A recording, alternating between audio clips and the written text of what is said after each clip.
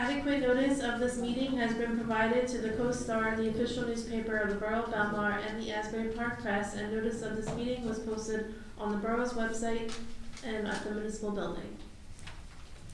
Take roll call. Councilwoman Kinney? Here. Councilman de Blasio? Here. Councilman Maroney? Here. Mayor Donovan? Here. Please stand for the Pledge of Allegiance. Allegiance to the flag of the United States of America and to the republic for which it stands, one nation, under God, indivisible, with liberty and justice for all. Please remain standing for a moment of silence for our troops, their families, and our first responders. Thank you.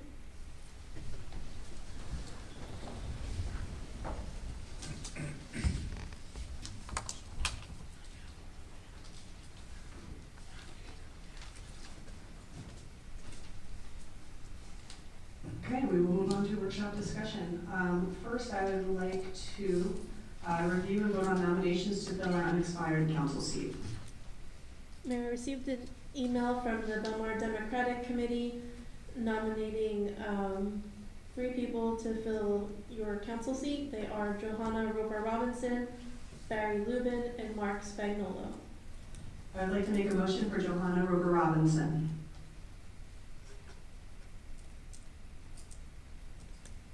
Is there a second? Hearing none. No? I would like to make a motion for Barry Lubin. Second. Okay.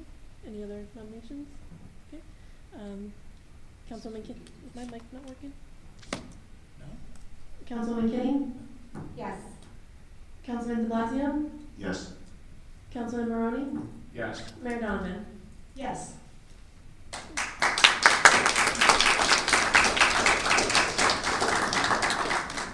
Yeah, we're just running. That's it. Watch the wire here.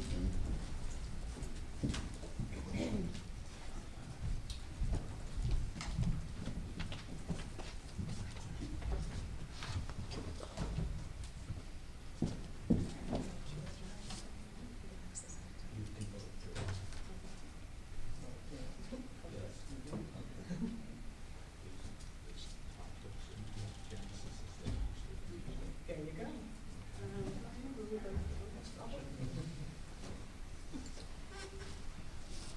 Okay. There you go. All right. Okay, you're gonna repeat. George, come up here too. You would like your, I would like Here, your yes, here.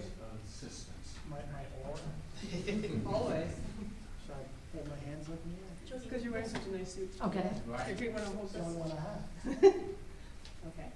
I, Barry Lubin, I, Barry Lubin, do solemnly swear do solemnly swear that I will support the constitutions of the United States that I will support the Constitution of the United States and the Constitution of the State of New Jersey, and the Constitution of the State of New Jersey, and that I will bear true faith and allegiance to the same that I will bear true faith and allegiance to the same and to the governments established in the United States and to the governments established in the United States and in the state, and in the state under the authority of the people, under the authority of the people, and that I will faithfully, that I will faithfully, impartially, and justly impartially, and justly perform all the duties of council member perform all the duties of council member to the best of my ability. to the best of my ability.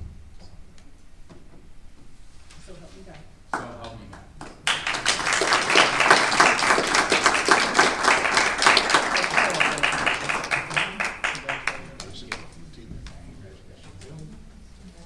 Well, let's take a picture, everyone. Let's take a picture. United. So we just do that. Awesome, thank you. Thank you. Hey.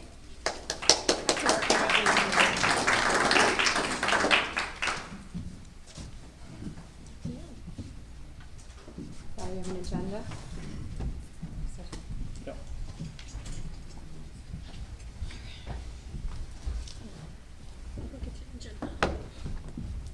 You ready for workshop back? Basically. Basically. Well, first for workshop, I'd like to just go through the agenda, and then we'll move on to a discussion on limiting construction hours on holidays and weekends, which I know, Councilman, that you have been on the zoning board and have a thorough understanding of the issue. Okay. So first, for the consent agenda, we have our usual resolutions authorizing the payment of bills and authorizing refunds. The next one is a resolution authorizing a 25-day extension to third quarter property taxes. This means that they will be granted until August 24th with no additional grace period. The next one is a resolution amending our minor land use application fees. This came out of the heels of our last council meeting. This one says that applicants that require a review of 3 or more times will be charged an additional fee for each additional review. We then have some special events. This will include the Lake Como Day 5K, 9th Avenue Pier Mini Golf Fundraiser, the Fallen Heroes 5K, the Borough Town Fall Wide Yard Sale, and the San Gennaro Festival, which will take place on September 19th this year with a rain date of the 20th. We had an authorization for a change order for the new boardwalk bathroom. To clarify, this doesn't add any additional fees or payments from the borough, and that project is slated for completion in mid to late August. Now we have ordinances. These are second readings. The first one is that bond ordinance. That includes 2 Durangos for the police department, various improvements to the DPW building, turnout gear for the fire department, resurfacing and drainage improvements to 6th Avenue, which is covered by a DOT grant, resurfacing to 8th Avenue from Ocean to D. That also includes drainage improvements and landscaping, which is also covered by a DOT grant, replacing the municipal roof, and matching funds for the Shark River Basin grant. We also have a second reading of an ordinance that makes some transparency changes to our municipal structure. These say that any applications made for development must be submitted electronically to the borough clerk and sent to council. The zoning officer must create a monthly report and share it with council, and the borough attorney must make quarterly reports about anything like litigation, and the borough engineer must make quarterly reports as well. And finally, we have another ordinance, this is also the second reading, which amends our municipal code, clarifying that the council with 2/3 of a vote, which would be 4 votes, has the authority to remove the borough administrator. And I said this last time, but I also want to say again that these are all designed so that there are no surprises and that there's transparency between mayor and council, all of our department heads, that we're all working together, and that each member of our staff is accountable to the full governing body. Finally, we also have an ordinance. This is also like the previous resolution. This establishes license fees. That would be $50 for mercantile licenses, $50 during the first 30 days, and $100 after 30 days that they're late. And then finally, we have a new ordinance, which is authorizing our SMRSA agreement. SMRSA is the Southern Monmouth Sewer Agency. This is basically consolidates our existing agreement and 5 addendums that have been added on over time, but makes no other real changes. So, moving on then to our workshop discussion, which is a discussion limiting construction hours on holidays and weekends. This was brought up by a resident during our last council meeting, and we will open it up to the days for discussion. I'm just going to announce that I have to abstain from this because I own a construction company, so if you see my teeth grinding, it's because I'm not allowed to talk. Well, I think it's a good idea. We should have construction vehicles on holidays and weekends, so I'm all in favor of this. Was there gonna be specific, holidays, or maybe all summer holidays? What's the thoughts? Only in the summer? I thought the easy way to start was federal holidays. So that would include the summer holidays, would also include Christmas, it would include, Thanksgiving. This also, our borough attorney sent out a memo about it because it was notable that our construction was mostly contained within our noise ordinance. So we have to be very careful about thinking about what constitutes professional construction versus personal construction, and how we, either if we delineate between those two or if we don't. Yeah, one of the examples that was cited in what we received from Mr. McGill was, if it was on structure, but they made the point that somebody could jackhammer a piece of sidewalk outside a house during a holiday, and that would technically not meet the standard of being against law. So the fact that we're just going to kind of do it on a broad base, I think, is the way to go. And as far as that goes, wouldn't that, Mr. McGill, go against our noise ordinance anyway? Or if they have a permit for construction? Well, the odd thing about putting it in the noise ordinance is that the noise ordinance is to control noise, not construction. So, I think what we have to do is, it would be a great argument if somebody's doing construction but not being noisy, and goes in front of the municipal court judge, and, yeah, the judge will have to say, well, there was no noise essentially, but it was construction. But we have other ordinances that deal with construction, although they limit the time. We have two, they're inconsistent. One is starts at 7 in the morning, the other starts at 9 in the morning. So I think what we really have to do is take it, well, I don't know if we have to really take it out of noise, because maybe we want to write that ticket, but we really need to get it into either, well, there's one in the traffic section, but probably in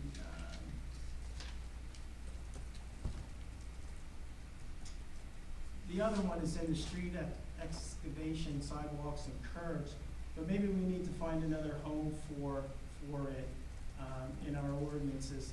And it has to be all in one place, and it has to say what we want it to say based on days, times, holidays, types of work. We have an exception in the noise ordinance for people, the homeowners can do their own work on a Sunday, provided they don't have a contractor. Now, I don't like that, because I actually live next to a contractor. We cannot participate in this. I pretty much have free reign. So we need to figure out what we want to do in that regard. And the other is that you can do work inside. I don't know if we want to do that. Well, I'd also point out that one of the reasons that the resident was prompted to come and talk to us about that is because of the parking issue.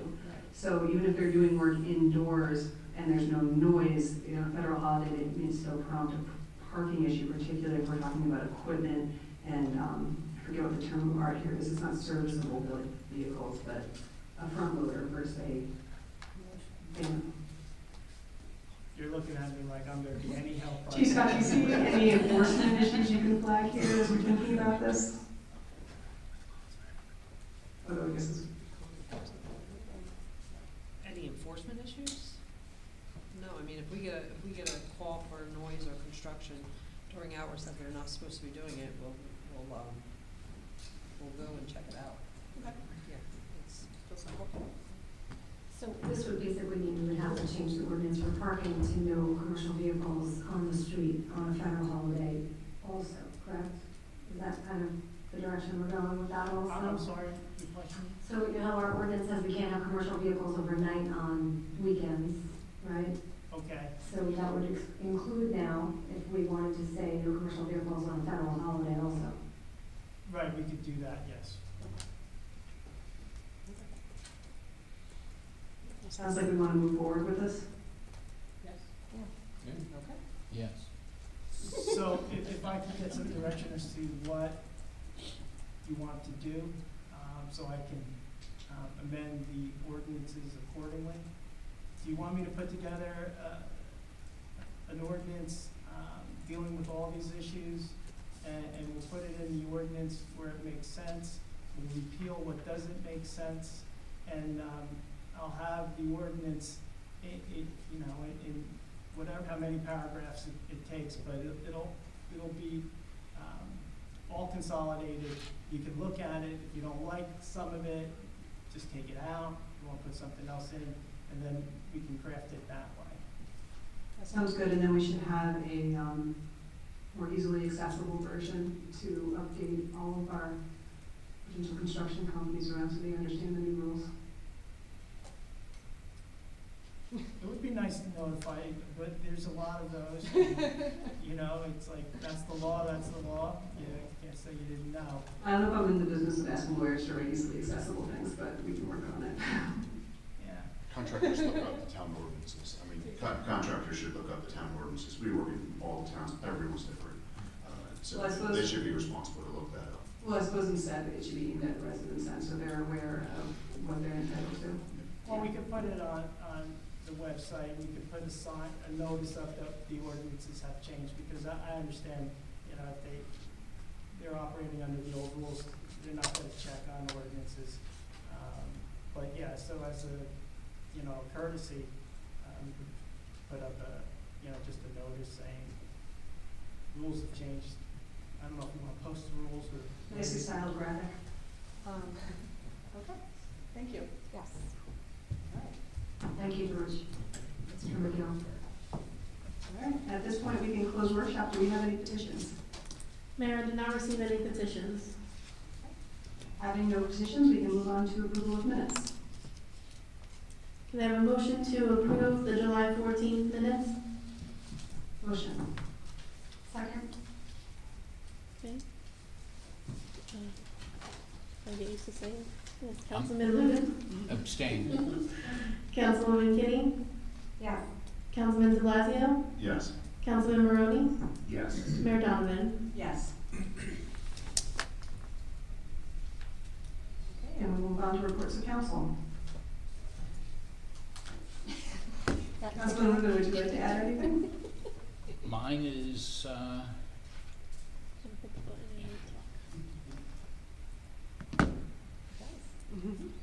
I just want to thank those of you that put me up here. First, the mayor, and the rest of the council. To my wife, who's not here this evening because of a long scheduled engagement. Also, thank you to my fellow nominees, Johanna and M.A., the Dems Party, who put me on the list, and their support, the people of Belmar, who I will spend the next few months doing everything possible that I can do to keep this a wonderful place to be, to live, and moving Belmar forward. And finally, to my mom and dad, no longer with us, who taught me to be a good person.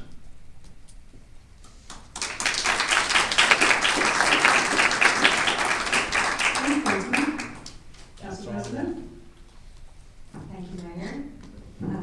Okay, so the Shade Tree Commission is working towards amending their tree ordinance in town. This is gonna clarify the laws about permits, hazardous trees, et cetera. We also, as a Shade Tree Commission, were awarded $25,000 grant, which is gonna helping improve our tree inventory, help with maintenance and pruning and fertilizing all our beautiful trees in town. So that was awesome. Recreation, the movies on the beach tomorrow night is Freaky Friday, starts at dusk. Piano Plaza, the band this Friday is the Matt Coffee Band. Couple signups, the fall rec signups, soccer rec signups are still happening. The season starts in September. Fall tennis signups, boys and girls, signups start August 1st for September. And the Belmar Lifeguards hosted their home lifeguard tournament on Wednesday, July 15th. 9 beach towns were invited, and Belmar came in first place. So congratulations, Harry Harson, and all our amazing lifeguards out there. And then the Belmar Junior Guards had their home tournament on Thursday, July 16th.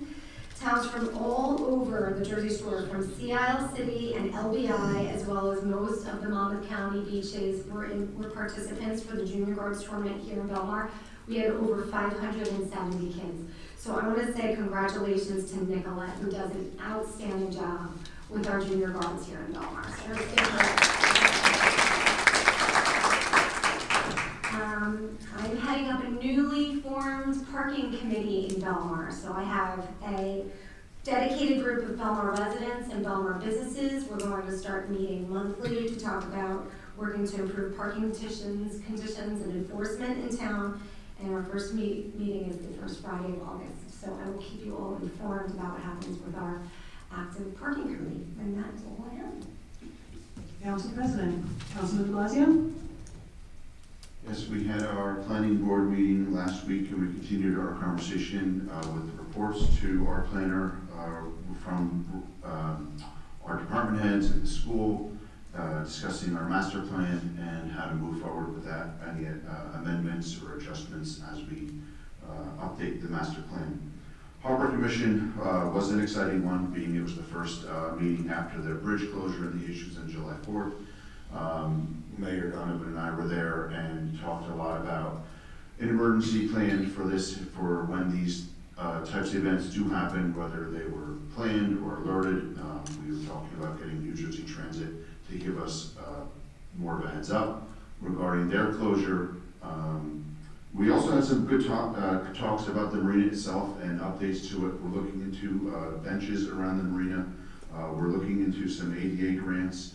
Some of the commercial boats were very interested in looking at getting a handicap grant to get on boats like the whale watch boats or the touring boats because the clientele isn't as equipped as fishing as the fishing boats.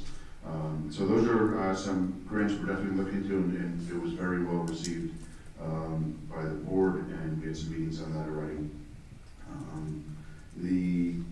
So we got the benches and the ramps.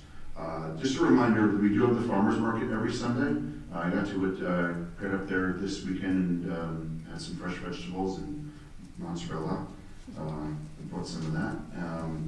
And then the last thing is I got some emails over the week, especially this weekend, regarding the lines at the Fifth Avenue bathroom.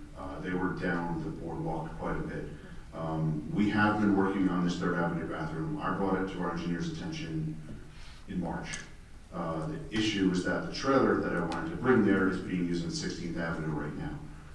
So that application never made it to the county, but it is an application that is similar to how 16th Avenue bathroom is right now.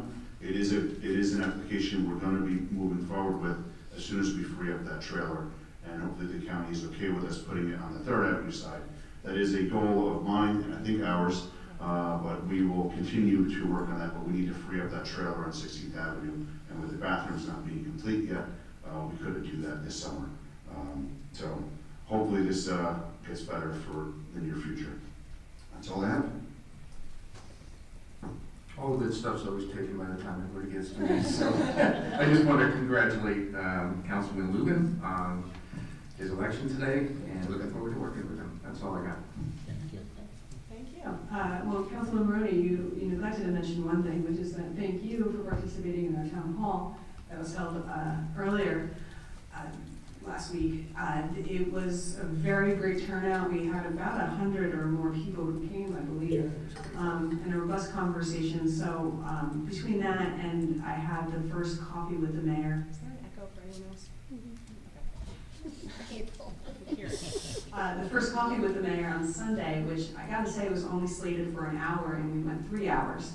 So I see Kyle back there. She was a part of that conversation, and we talked about everything from the master plan to a potential dog park and everything you can imagine in between. So it just, to me, underscores how much the people of Belmar really want to be involved in their government and want more information, and we're here to give as much to you as we possibly can, including if you look out on the table when you're exiting or when you came in, there is a QR code there to sign up for the newsletter. We have that almost about ready to go, so I wanted to give everyone one more chance to sign up for that so you can get everything from links to the audit to announcements about road closures. I want to say thank you to DJs and to OHI for the Sandcastle competition. They help sponsor that every single year. It's an incredible event. We were there to hand out prizes in an incredibly heat. It is always, I swear, the hottest day of the year for that. But it is a great time, and it is no surprise that those groups know how to make a really good and healthy time. I also want to thank Council President Kinney for heading up the parking committee. She really did find great people to put on it, and we're looking forward to hearing their conclusions. I also, speaking of thank yous, want to thank Union Fire Company because I've met with them now twice, and they are being incredibly cooperative and are working hand in hand to help the borough move forward with plans for that building and get it cleaned up. So we thank them for that, and to keep those incredibly important memorabilia in the borough as well. I want to also say congratulations. I want to add on to the congratulations to the lifeguards because we also got a report that they made over 60 saves this weekend. And you know, they are truly first responders in every sense of the word. And an incredibly busy weekend where we sold over 9,000 badges each day. So that's just our dailies. That doesn't include obviously the people there who are there, our veterans, our military, our first active military, children, season ticket holders, badges, tickets, our seniors. An incredible amount of people who come to the beach here in Belmar, and they do an incredible job, as does our beachfront staff. Okay. We also have planning board. I want to just add another thing to the planning board, which is I really want to encourage everyone to come to the next planning board because right now we are working on the master plan. This is an incredibly important document. And we're not only just talking about upgrades to our infrastructure, but we're also talking about what Belmar is going to look like. And I know that is so incredibly important to everyone here and to residents throughout the town, whether we're talking about the trees that are planted, to what our Main Street buildings look like, to creating these intentional spaces in all of our green areas. So please come out if you, on the master plan? When is the next planning board meeting? That is on the 17th, August 17th at 7 p.m. Yes, it's a Monday night. Yeah, Environmental Commission, they continue to do incredible good work. They are wrapping up the planning process for the Cleary Park Subcommittee, which will be an incredibly exhaustive repertoire of what they're looking at from the road to the debris to just areas of the park that need work between the bulkheads that are there that need extra help. So thank you to them for all of that hard work.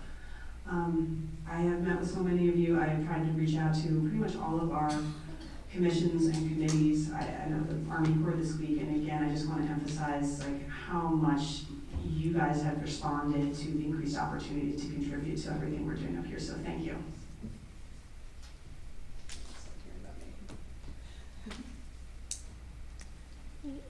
Next we have public session. If anyone would like to ask a question or make a comment about a resolution on the agenda, please step forward, state your name and address. Okay, seeing none, can I have a motion to close the public session? Motion. Second. All in favor? Aye. Can I have a motion to approve the resolutions as listed on the consent agenda? Make a motion? I'll second. Okay, Councilman Lugan? Yes. Councilman Kinney? Yes. Councilman De Blasio? Yes. Councilman Maroney? Yes. Mayor Donovan? Yes. Next we have our first ordinance is ordinance 2026-9. This is a bond ordinance providing various capital improvements and acquisition of capital equipment. This is open for public hearing if anyone would like to comment on the ordinance.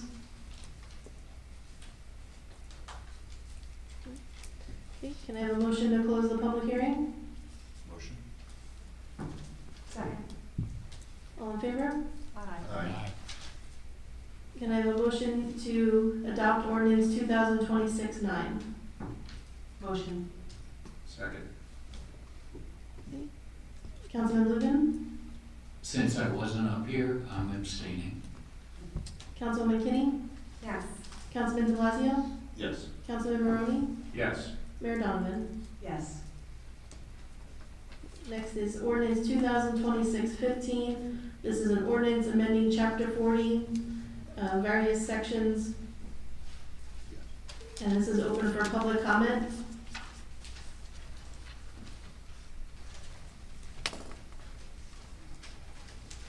Hi, Ken Pringle, 203 First Avenue. First, I want to apologize to Mike Baskin because I parked in his parking space. I didn't say acting CFO, so I thought it was okay. But sorry, the treasurer, I left the treasurer's space open for you. And to Barry, I had planned, I didn't expect the outcome, I had planned to say, always a bridesmaid, never a bride, to you, having not been chosen the last time, and then here you are, you're the bridesmaid, congratulations. Thank you. I compliment you on the ordinance, I think this is a very important ordinance that you're doing tonight. But a couple comments though. One is, in our redevelopment ordinance, section, I think it's 1.1, review of applications for redevelopment.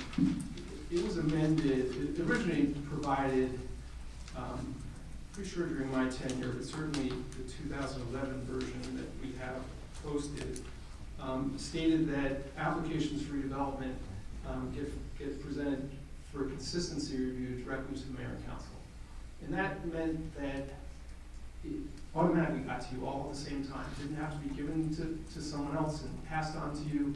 It started with you. And it would be part of the Open Public Meetings Act, and it was designed to be a public event so that the public would know right away. And it was also designed as a consistency review, which in my experience over the past 2 years in dealing with our redevelopment council and the professionals, they've treated it as a completeness review, that they get to play with it for as long as they, I should say that what changed in 2012 was that provision was amended to say that it's no longer submitted to the mayor and council, and I'll read it to you and I'll tell you what it means.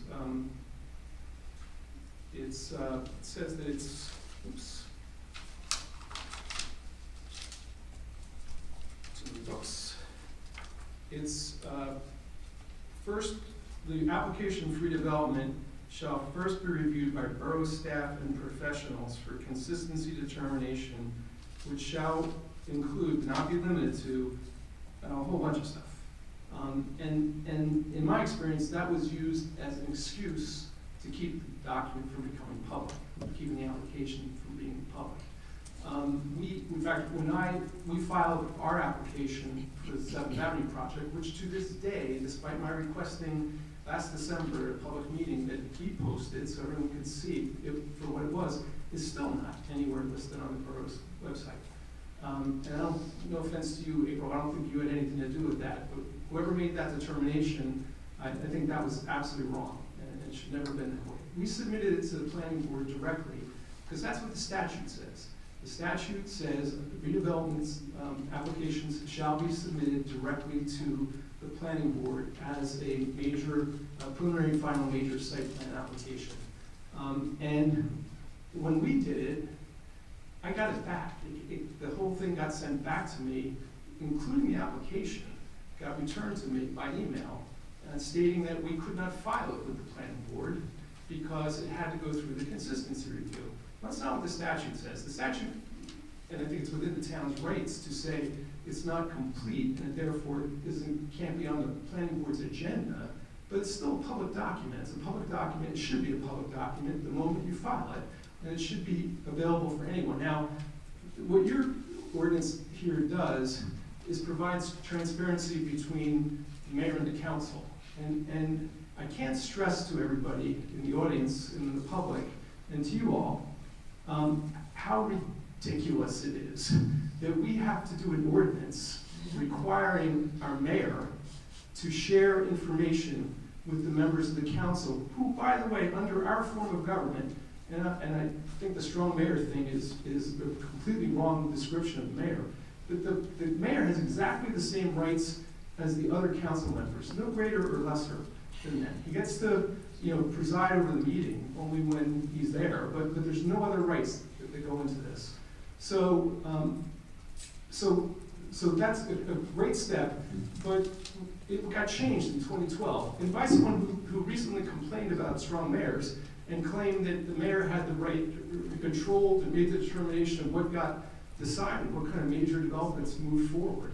That only happened because mayors play hide the ball. The mayor plays hide the ball and keeps the information about an application, holds it until it has to become public, And meanwhile, it's progressed, the developer starts to think that he's got rights, that it's gonna move forward, the council's in the dark about it, doesn't know.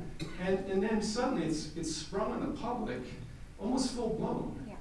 And you can't blame them for thinking things are corrupt or there's improper activity going on. And the poor council, sitting there, you know, they don't know any more than the average citizen does. Yeah. So this will stop that, but I think the part we're missing is transparency is about us. It's not about you. That should be a given. Transparency is about the people understanding and learning about what's happening. And in a format that enables us to do something about it. Not telling us after the fact, not making us go look online to see what's happened. And the one point I would make on this, though, on development, everything's a development under the municipal land use law. A variance for a porch or anything is a development. So you'd be amazed how many development applications actually get made in town. And this list could be very long, and people are going to get bored picking through it to try to find the big stuff. I would define major developments as the things that you should focus on. You can find, obviously, there's redevelopment applications, but also a building's excessive height exceeds some of the density density limitations we have. Oversized, you can pick them. I mean, the things that would bother people. Everything else is going to get, if there's a variance, they'll get a notice in the mail if they live within 200 feet. People don't care. So that would be my only suggestion. But I also would suggest on the other part, and this is getting a little bit off topic, but think about having an advisory committee of citizens on the issue of transparency. And start with an inventory of the things that you do that are transparent. And these shouldn't be buried in provisions throughout the ordinance. There should be a section you create on transparent government, and you put everything there, and including a transparency, an inventory list that gets posted and updated. You can do that by resolution. But things that let people know what we're doing as a community to keep each other informed about what's happening. That's it. Thank you. Thank you, Mayor. I want to first, I have three just quick notes. One, I agree that it's ridiculous that we had to do it. Absolutely, but here we are. It was important to me to get these done. Our council can tell you that this was the first thing I brought up when we knew that we were having a changeover. But I also want to emphasize these are first steps. There's so much more to do. There's so much more we want to do. I'm very happy to talk about ordinances that bring transparency further to the public. I think that's incredibly important. And I also love the idea of the section on transparency in government on expansive amount of our ordinances. I think that's a really great idea. So thank you. Okay. So no other comments? Can I have a motion to close the public hearing? Sorry.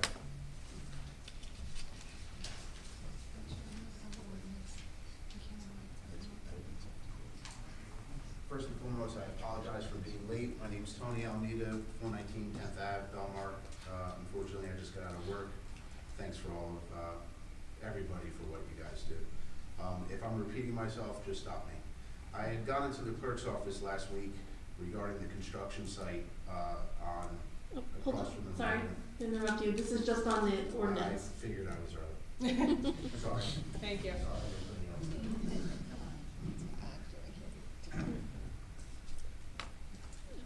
Can I have a motion to close the public hearing? Motion. Second. Okay. Can I have a motion to adopt ordinance 2026-15? Motion. Second. Okay. Councilman Lubin? Abstain. Councilwoman Kinney? Yes. Councilman De Blasio? Yes. Councilman Maroni? Yes. Mayor Donovan? Yes. Okay, next is ordinance 2026-16. This is an ordinance amending and supplementing Chapter 2, Article 3, Section 13, Department heads and subordinates, and subject regarding the Office of the Borough Administrator. This is open for public comment, if anyone would like to speak on the ordinance.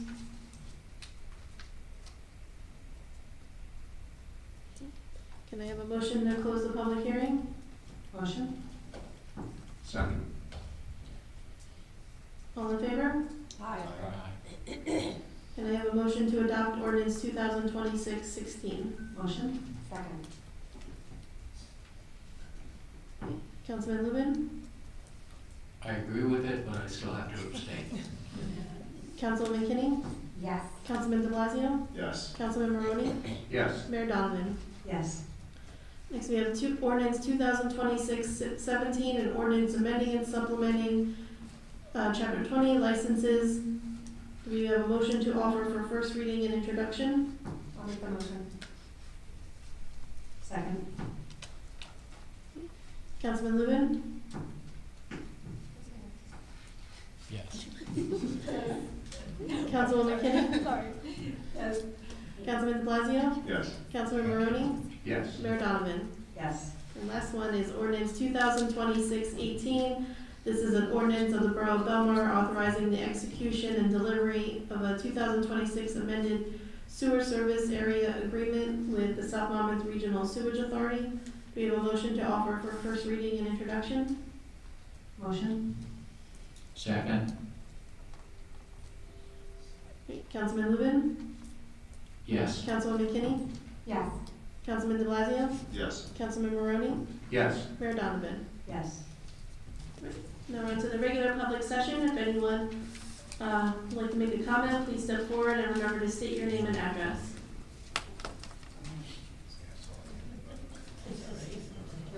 Everybody does.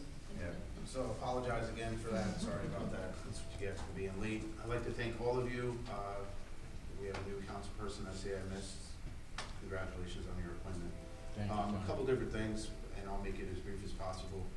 I think we as a municipality should set the tone for these construction projects that are gonna be forthcoming in our community, and what I mean by that is simply this. We have a massive construction site on Route 35. To be blunt and honest, in my opinion, given my construction background, it is very neat and tidy, and they're doing a tremendous amount of work in a fast fashion. With that being said, in my opinion, they have a responsibility to keep all the sidewalks on 10th and 8th Avenue and Route 35 completely free of debris. I don't need to drive by and come over the hill and see weeds that are taller than the fence. I don't need to see residents of our community pushing strollers and watching the strollers get tangled in the weeds. By addressing this issue promptly, it will set the tone for the other developers. This is what we expect, and they have a responsibility to do it. We don't need gravel on Route 35. We don't need 6-foot weeds growing out of the sidewalk. It's 2 guys, 3 hours, it's cleaned up, it should be a requirement. Second thing is, it's my understanding that the planning board did a master review of our master plan. I am the vice chairman of the zoning board. I was not approached on my opinion or insight regarding this. I think that's kind of important that Mark and I and the rest of our group would have a say in potentially the revisions of any master plan. That's an idea. Since I'm up here, one of them would be is, we need to address impervious coverage when it comes to driveways. This is the 3rd year in a row. I am bringing it up. I am tired of talking about it. We need to address this immediately, okay?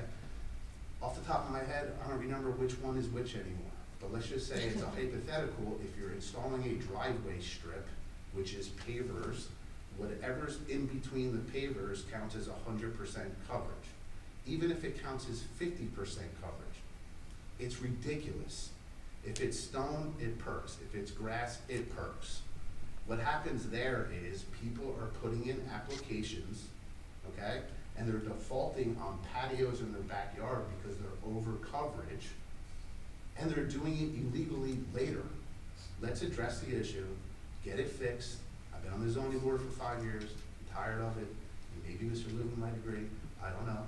But with that being said, those are my 2 topics. And again, appreciate all of you and thanks. Tony, that topic on the impervious coverage, we did in planning 2 years ago address some of the gravel, the sort of line things also as an engineer who's come with applications in front of your board. Yeah.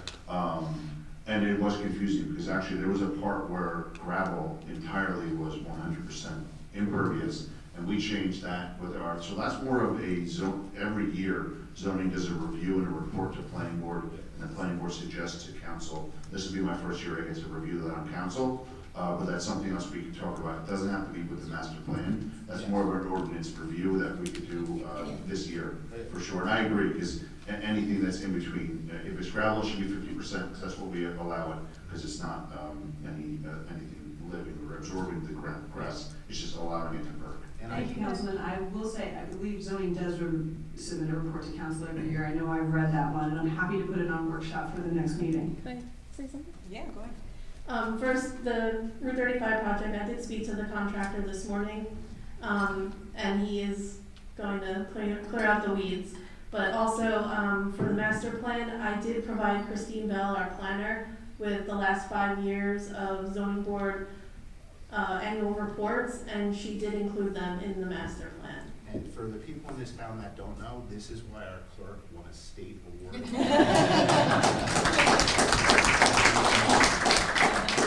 But if you can come to the next meeting and we can put it on workshop, I'm happy to invite you to speak on it again. You know, shame on me, but given where I am right now in my state of mind regarding work, I'd have to just sit down and just take a harder look at it.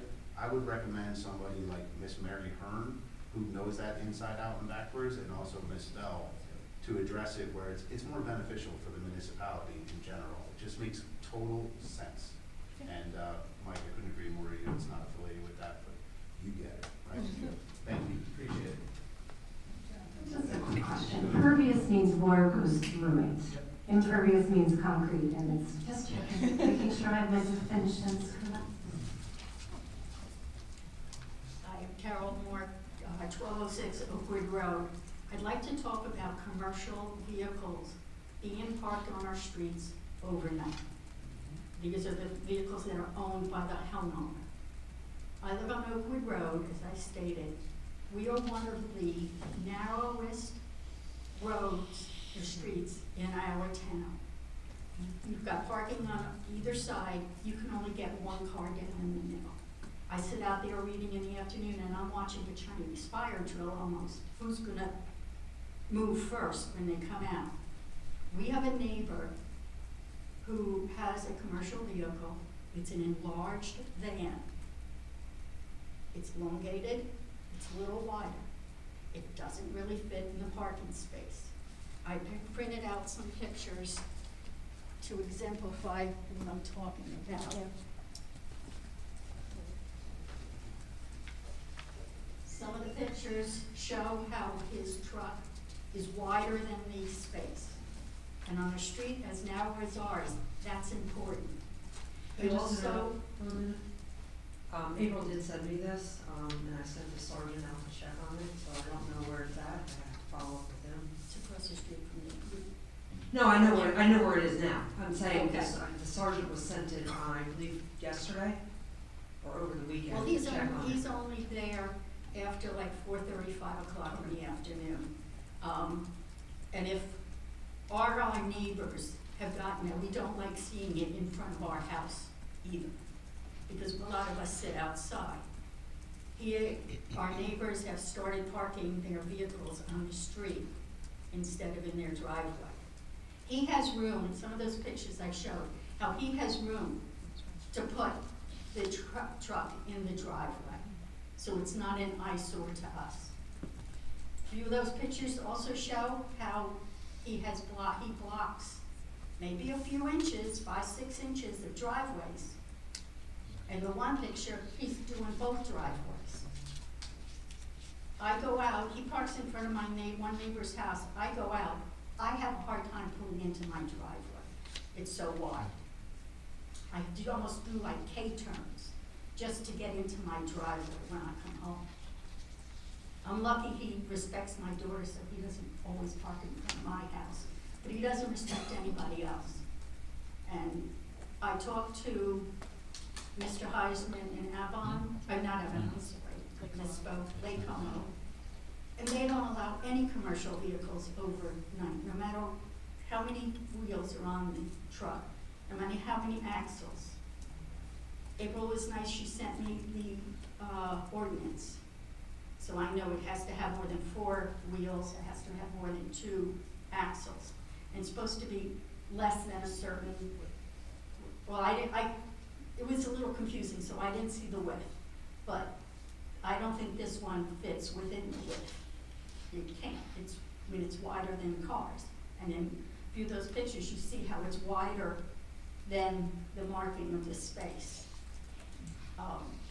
But it's ridiculous. We have and it's the same, I've spoken to people and it's the same all around town. His vehicle one day, my neighbor had his pickup truck. He came home and for some reason doesn't like pulling all the way up because in front of my house we can get 3 vehicles. My daughter came home from work and he was back so far she had to block my driveway. And I was going out that night. So I went and I knocked on his door. He finally came out reaching for the keys and I said, could you just please move your truck up just a few feet so Samantha can park? My neighbor with the pickup truck was leaving. He goes, I'll do you one better. I'll pull all the way up. I said, why? Just pull up, leave that space for Chris. He goes, where else am I supposed to park? I said, your driveway. Now his driveway is all rocks. He turns to me and goes, are you gonna fix it? Indicating to me that his truck is so heavy, his driveway can't handle it. So if that's his thought, even though right now when I left, his truck was in the driveway because nobody wants them parking in front of their house. So they park their cars, whether they have a long driveway or not. They park one of their cars in front of their house. So it has to be over the weight if he doesn't want it in his driveway because he thinks it's gonna ruin his driveway. Thank you. I'm happy to take a look at the ordinance and see what we can do. We can't, what I keep thinking about, what my worry is it can't force people to park in a driveway because there's too many people who don't have a driveway. So we'd have to think about that if we were looking at the ordinance. That's basically that's not really what I'm talking about, is his truck is too big to be on the street. Plus, it's an eyesore. Who wants to look at that when they're sitting out in front of their house? I mean, I go out and read every afternoon for a few hours. I don't want to see that in front of my house, and neither do my neighbors. Thank you. Thank you. Chief, does a van violate that ordinance? Depends on the size and height of it. Is a commercial vehicle allowed in a homeowner's driveway? If it's their business? Private property. So it is. Chief, is height part of our ordinance right now? Height of the vehicle, or April, I'm not clear, but I'm not sure. I actually brought it with me because I thought we were going to be talking about it. So, it is 18,000 pounds or a vehicle is greater than 8 feet in height. 8 feet in height. 8 feet in height. So a van like this would be violating that ordinance by its height. Okay. Again, the sergeant was supposed to go out and check on it when April sent it to me, so it's not answering me. I don't know what happened. You got it. Thank you. Like I said, Chief Scott, they'd have to come by late in the afternoon. Yep. Hi. My name is Kelly Cruz, 518 7th Ave. Congratulations on your new seat. Thank you. I'm here today to address an issue we're having at our home. On July 9th, 19 days ago, a DPW worker came out to our house to mark the water line at the curb and attempt to turn off the water. While using a wrench as a hammer, he broke the pipe, causing a water leak. The worker then left as he was unsure how to proceed, but he did come back later in the day with a second individual who also tried to fix the break, but they were unsuccessful. We currently are doing work on our house, so our contractor was there. He notified me later in the day, and I did in turn contact the township, except the response I received was that unfortunately in Belmar, the homeowner is responsible for the water service. We then requested several times by phone and by email that the water be turned off as it was leaking, causing flooding in the street, and eventually flooded our sub-basement 11 days later. It was only at this juncture that the water was turned off to our house.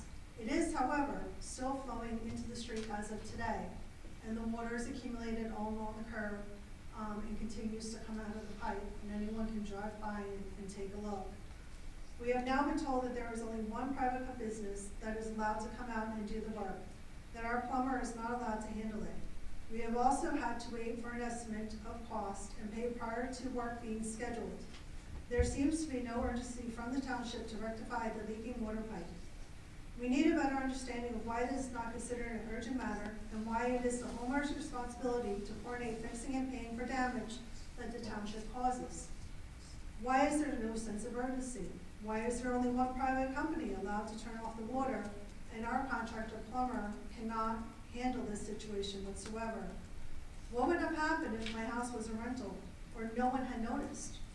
Because no one from the township has contacted us first. For 3 days, all we heard was the ordinance, of which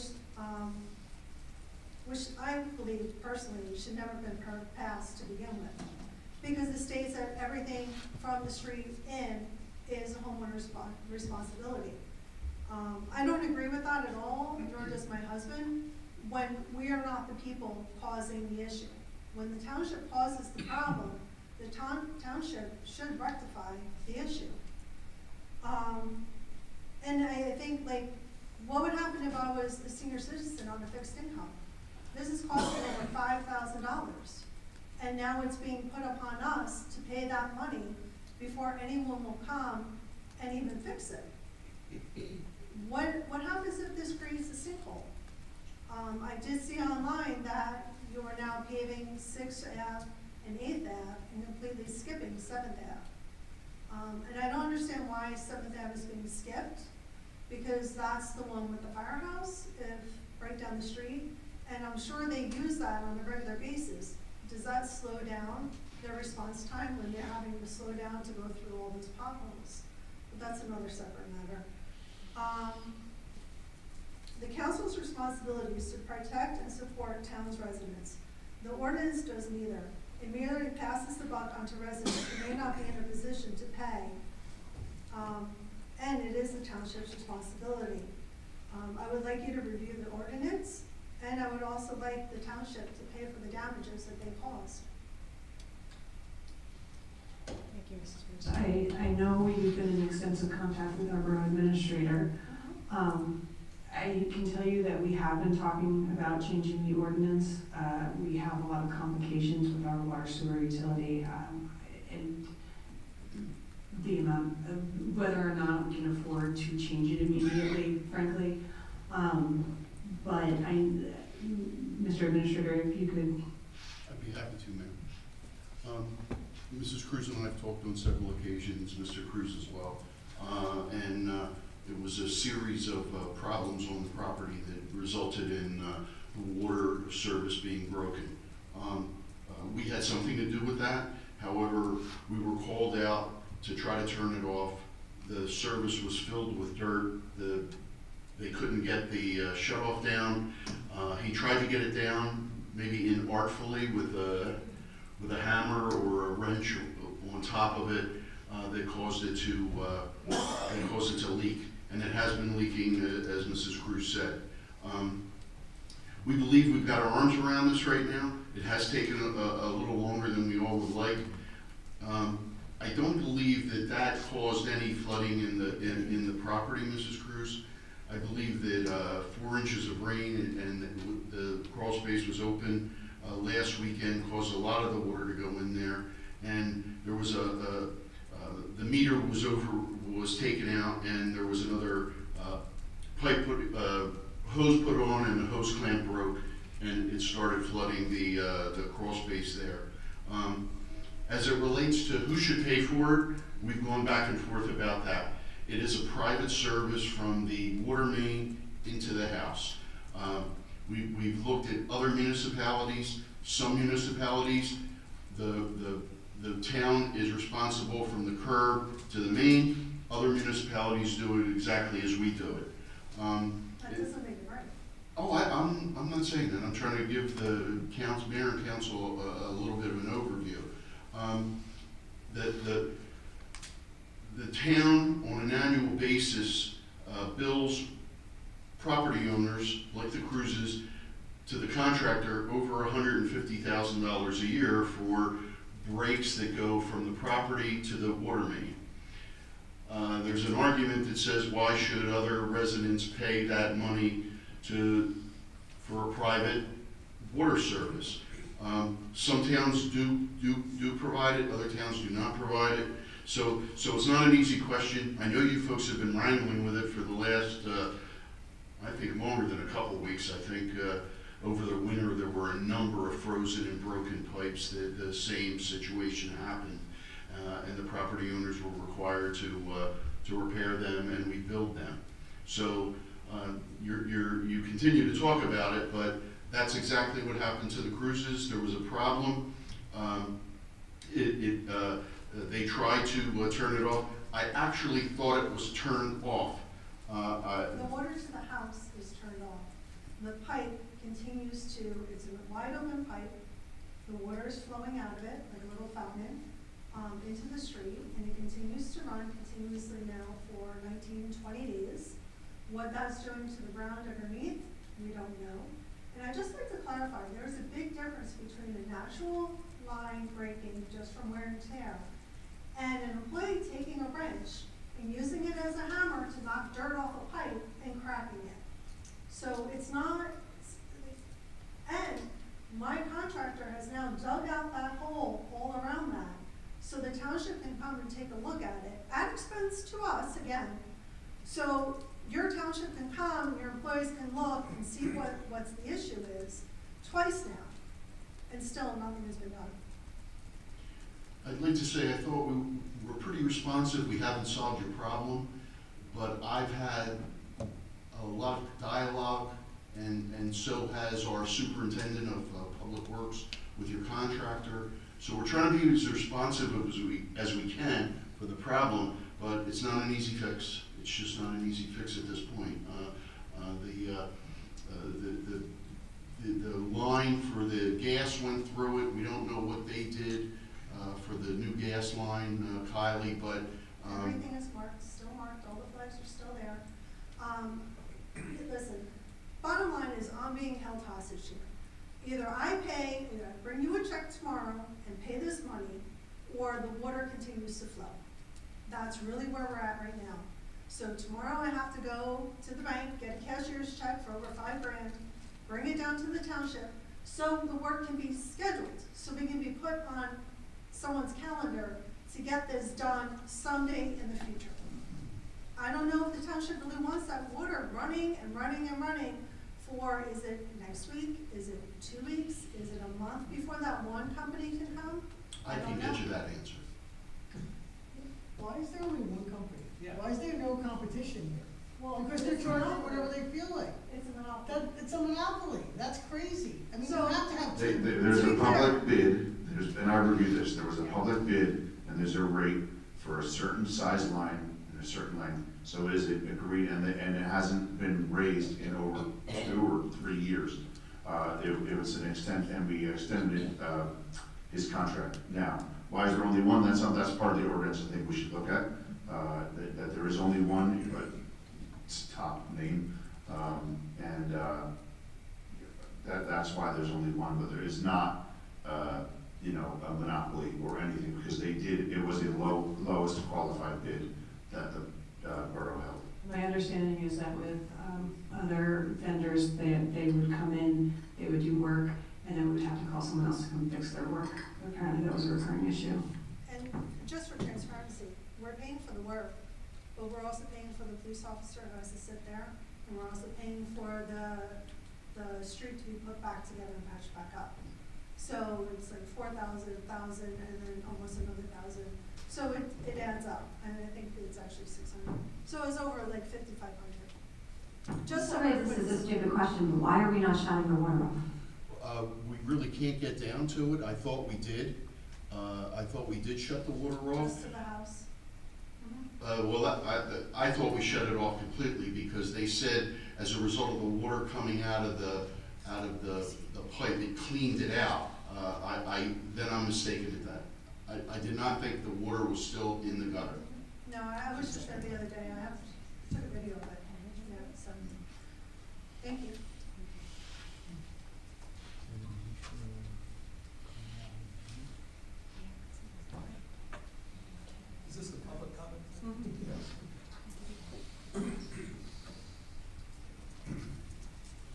pretty sure this ordinance happened in 2020, December of 2020. It was a cost-saving measure. I had a legal secretary in my office who had formerly been in my office, who had a broken line on 16th Avenue, county road. She was being given the same thing. You have to pay for it, brand new ordinance. Fortunately for her, it had not been in effect for 20 days, so it hadn't taken effect yet. So I was able to make clear to them that they couldn't enforce it against her. But there was no provision for the bidding by contractors. They were told, she was told that you have to use our contractor, the borough contractor. I'm pretty sure I opened the bid, and there was no such bid document. She was told that you can, I was told when I asked that, well, she can have her own contractor. I said, this guy's on the list. I said, well, how do you get on the list? He says you do a job for someone, not explaining really how suddenly you break into it and get to do the job. But if you do a good job and they're satisfied with the work you do, then you get added to the list. And I said, well, how many people are on the list? 2. The guy you talked about and some other guy who, not really sure how he was getting all the work, but there was no bid for it. And I asked the borough administrator at the time that he should investigate that, because I thought that wasn't right. And I'm not sure whatever it became of it. But it makes, I mean, I get the money part of it, but these roads we can't control what the trucks are. That's what causes it. You know, the heavy trucks, that's what happened on Main Street with the folks who had problems, another county road, by the way.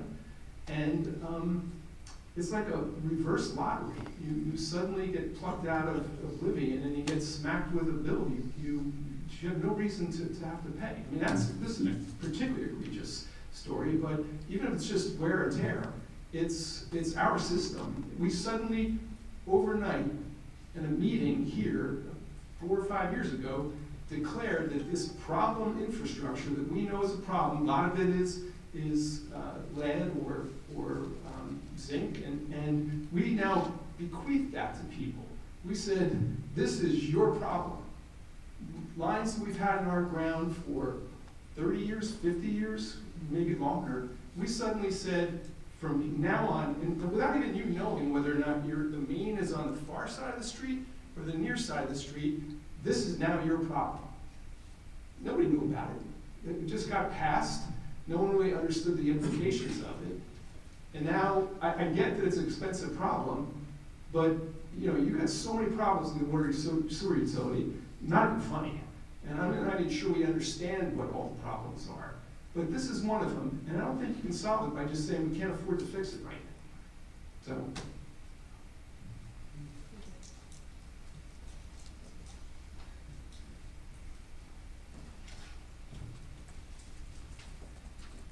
Hanger, 18th and B. I've been attending these meetings for 11 solid years now, and probably attended more meetings than everybody except for April that's sitting up there. And I just want to say, I've received more information in the past month than I have in 11 years. So keep up the good work. Thank you.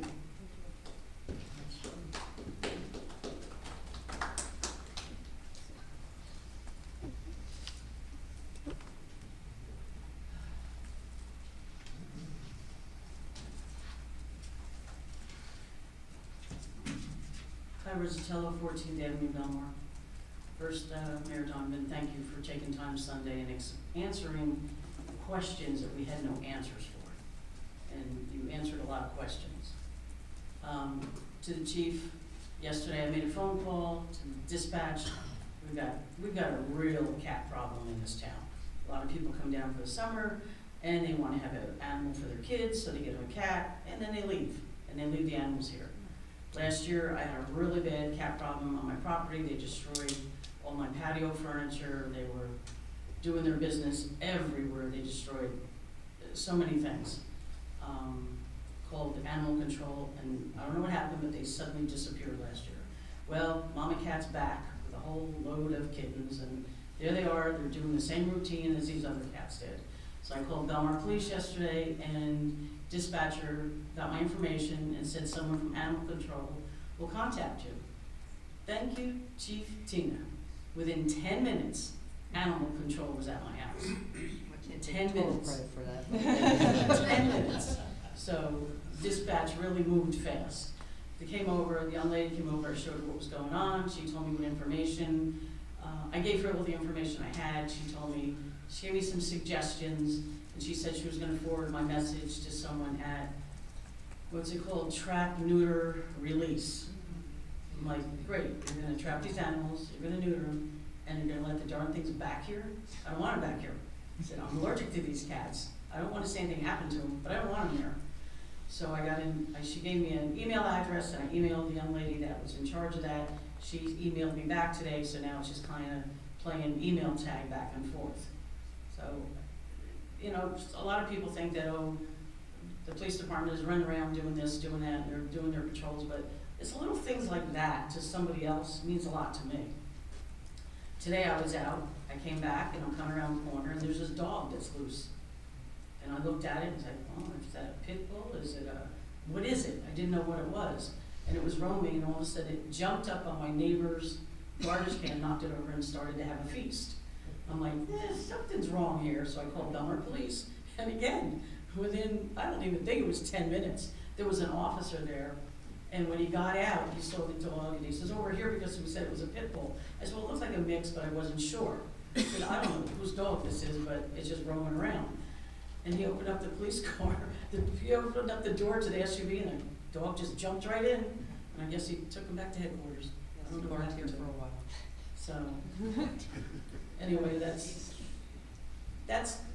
not important to somebody else, but it was important to me. Yeah, All right, thank you. thank you. Anyone else?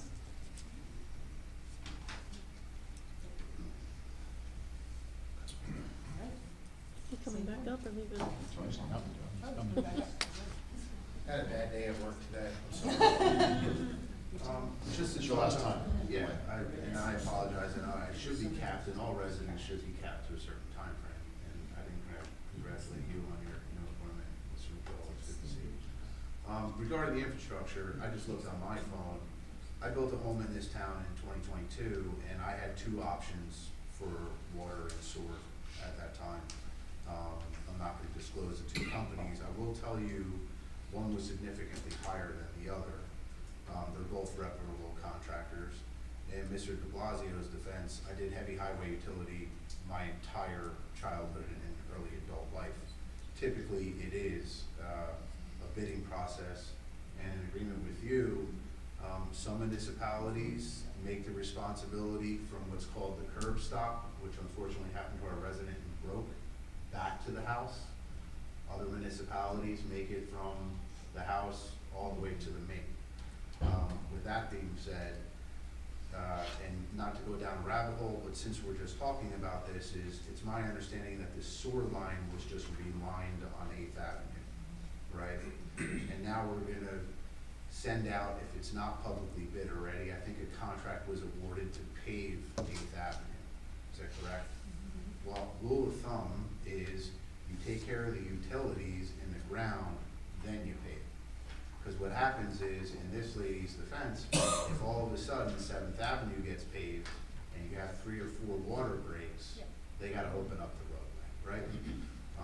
So that's something to consider. For what it's worth, I was responsible for the costs associated with this, meeting from there to my new home for my water service. I did not have a break or have to open the street. It's an unfortunate circumstance, but it sounds like if the DPW or whoever did break the valve stem, then the borough should be held accountable. With that being said, and I know Ms. Donovan is not gonna bring this up, we are awarding a project on 8th Avenue to pave from, I'll call it the circle, all the way down to Ocean Avenue. I can tell you, my family and I own a house on 8th Avenue. It is severely damaged from the 500 block, which is D, all the way up to St. Rose. When you have a general contractor come in or a project of that magnitude, it makes sense in its entirety, if it's within the budget, to pave the entire street. because 8th Avenue, from D going, which would be due west, there is constant puddling of water along the north side of that road every single day. And that's because the pitch does not take the water through the drainage systems.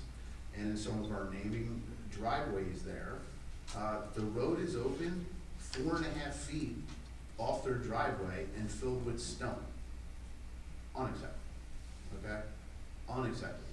So it's at that point, if it's in the municipal budget, maybe a change order should be looked at to finish paving it accordingly, or at least let's get rid of a double wide driveway that's filled with stone in a municipal right of way.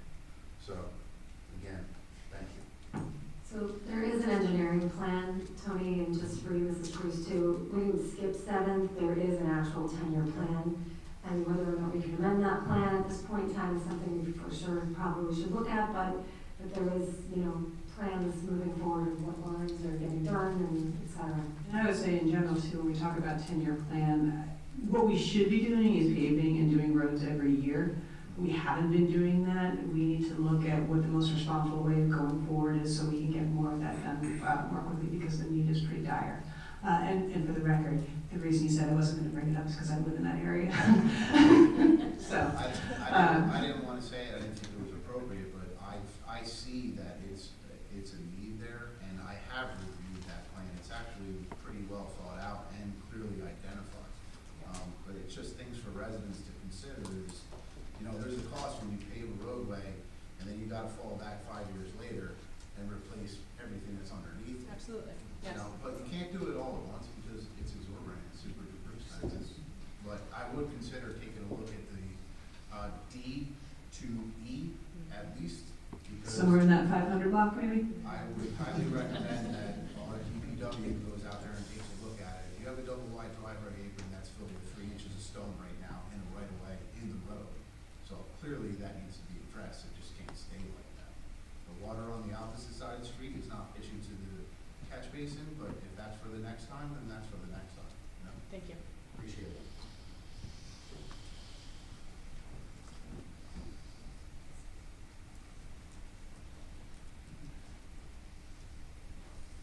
Dan Lang, 14th Avenue, Belmar. Regarding the ordinances regarding business trucks, we have a gentleman in our block who has it's like a double cab, but it's not his business truck.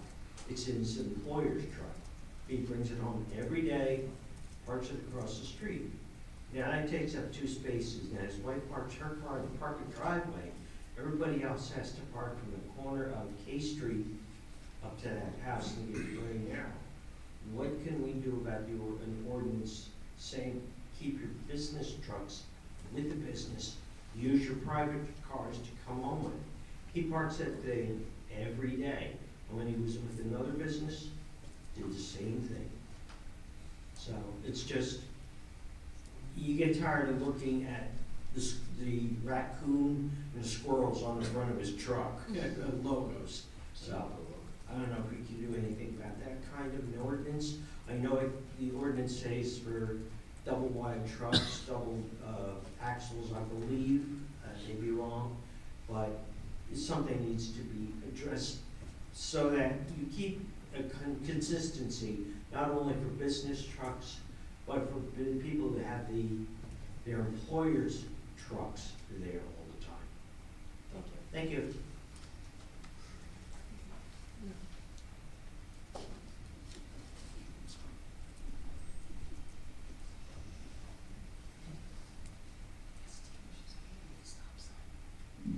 Hi, Jane Simmons, 1613 Route 71. I'm actually in Wall. The reason I'm here tonight, I just wanted to, I'd like to congratulate any new appointees to the council. And I'd like to just reintroduce an organization that I'm representing. I'm with Friends of Belmar Skate Park. We're an all-volunteer nonprofit that's fundraising for building a new skate park in Belmar. We have officially established our nonprofit in 2024. And our small group of volunteers has been fundraising for the past few years and have so far raised about $50,000. Our goal originally was $1 million skate park. We're not getting there too quickly. And one of the reasons I wanted to come up and speak tonight, I wanted to maybe talk to the council about help with getting some grants, because I understand that Belmar has a staff grant writer, or a contracted grant writer. And I was just hoping that's something that would help us boost our momentum. Yes. Thank you for coming out. We are incredibly supportive of Council President Kitty's efforts with the skate park, and of course look into some grants. Thank you. Thank you. Thanks for coming, Jean.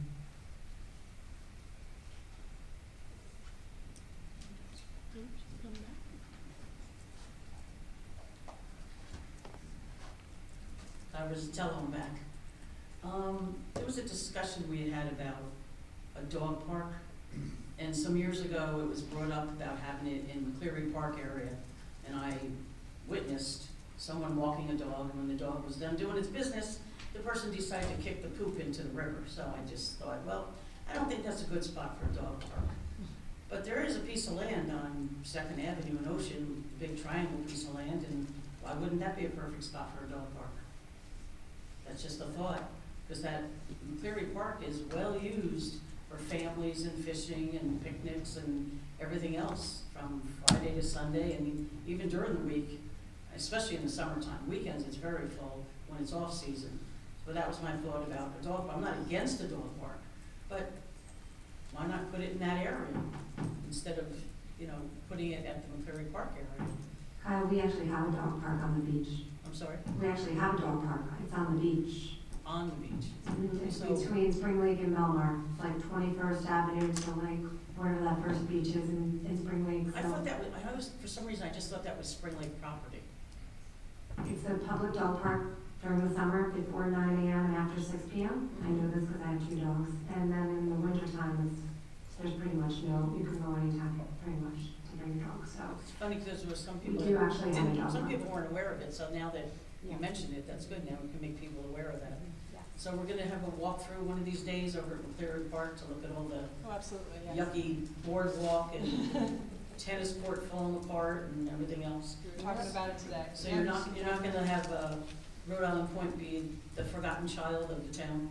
Oh, we've And never after forgotten. they get looking for grants and applying for grants at the Cleary Park. Good. But I wanna see that place, get back up to snuff like it was. Thanks. Thank you. Anyone else? Can I have a motion to close the public session? Motion? All in favor?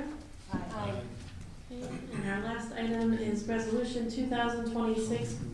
2026-157, a resolution authorizing the council to adjourn into executive session.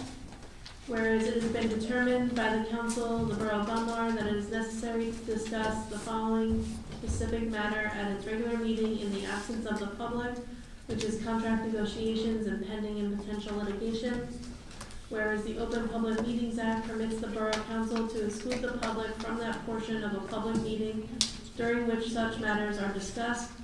Now therefore be it resolved by the Borough Council as follows, that the council shall recess into a private executive session from which the public shall be excluded, that the scope of the executive session shall be limited to the above matters as stated, that those matters discussed in executive session shall remain confidential until such time as the need for confidentiality no longer exists as determined by the borough attorney, that minutes of the closed session shall be taken and kept free from public review until such time that the need for confidentiality no longer exists, and that the regular meeting of the council shall resume after the private executive session, at which time the council may take action in reference to the topics discussed. We have a motion to offer this resolution. Motion. Second. Councilman Lubin? Yes. Councilwoman Kinney? Yes. Councilman De Blasio? Yes. Councilman Maroni? Yes. Mayor Donovan? Yes.